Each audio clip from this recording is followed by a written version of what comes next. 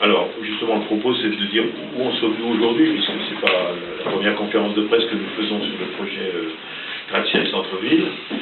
On le dit souvent, et on le redira peut-être ce soir à la réunion publique, parce que les gens ont toujours tendance, à partir du moment où on a parlé, c'est comme les lois à l'Assemblée nationale, il faudrait pratiquement que ce soit fini.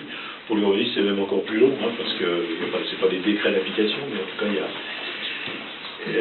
Et donc, certains disent même qu'on parlait déjà du prolongement de l'Avenue Barbus avant la réalisation des gratte-ciel là où nous sommes. Pas exagéré, mais c'est vrai qu'au niveau de la ville, et pour ce dont j'ai la responsabilité en tant que maire, ça fait déjà de nombreuses années que ce projet est initié d'abord, réfléchi, sur les rails ensuite. Le mandat précédent, puisqu'on a tendance un peu à parler dans une ville avec des séquences de 6 ans, a été, mais on reviendra, puisque c'est la métropole qui a posé les actes, même si c'était Gilles Bunat qui était à l'époque, mais c'est la métropole qui a posé les actes réglementaires. Donc je décide simplement création de la ZAC, études préliminaires, création de la ZAC, plan de composition urbaine, désignation d'un opérateur, la CERN, en 2014, oui. 2014, c'est toujours un début. Voilà, et désignation par la CERN après d'un architecte urbaniste en chef, Nicolas Michelin. Nous rentrons maintenant dans cette nouvelle séquence, hein, qui est un peu la séquence qu'on peut appeler de l'opérationnalité, ce qui ne signifie pas que tout va se faire non plus demain, mais en même temps, et dans les démolitions et dans les constructions, évidemment, les années qui viennent, si on reste dans le temps d'un mandat, c'est-à-dire que de 2014 à 2020, donc dans cette séquence de 6 ans, l'opération ne sera pas achevée en 2020, mais elle aura quand même déjà une visibilité qui sera là, bien avancée. Voilà. La première des opérations, c'est aussi Nicolas Michelin qui, cette fois-ci, en tant qu'architecte, qui a été désigné par la région Rhône-Alpes pour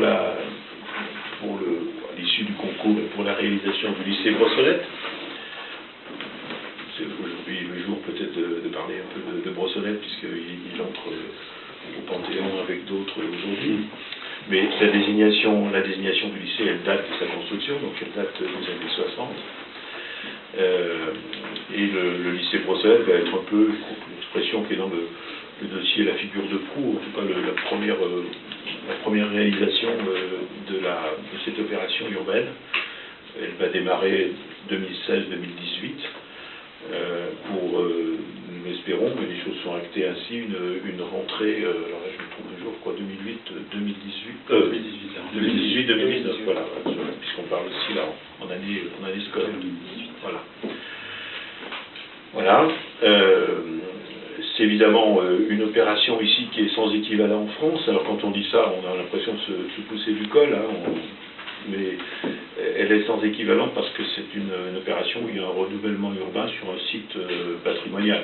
C'est ça qui fait son unicité d'une certaine manière ou une certaine exemplarité, qui fait qu'elle est sans équivalent ou un peu incomparable par rapport à d'autres opérations.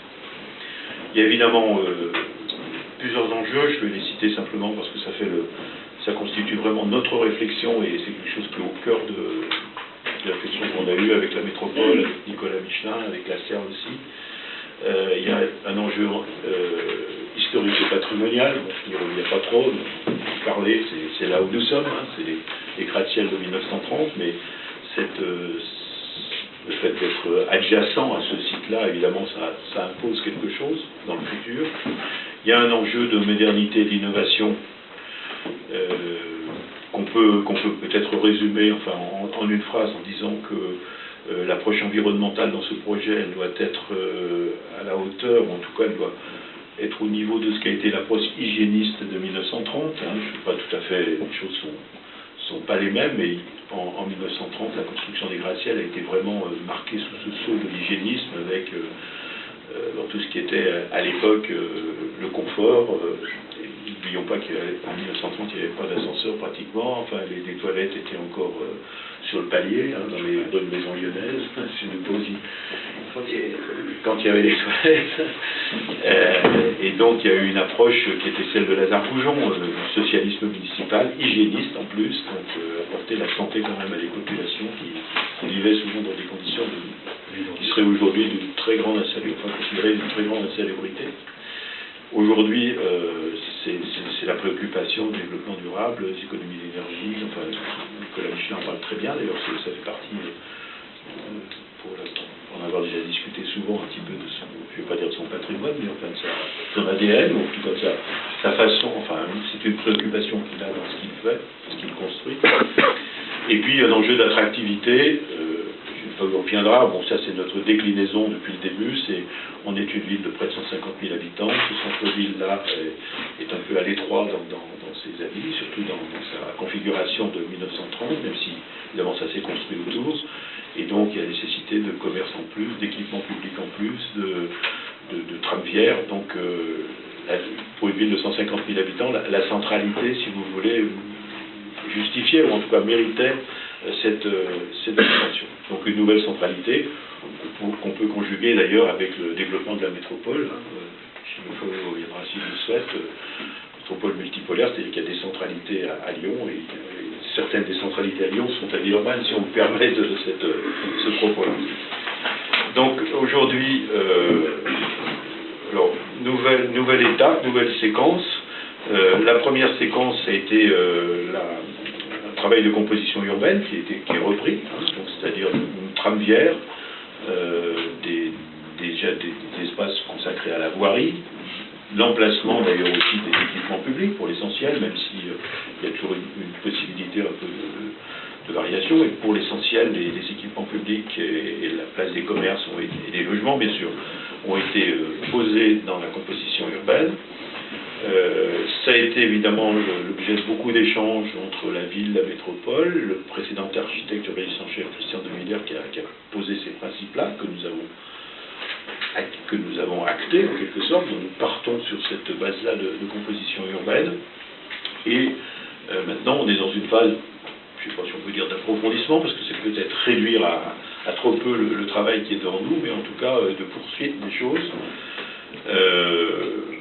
Bon, je l'ai dit aussi souvent, mais je le redis à nouveau, puis je serai sans doute aussi l'occasion de le dire. Je crois que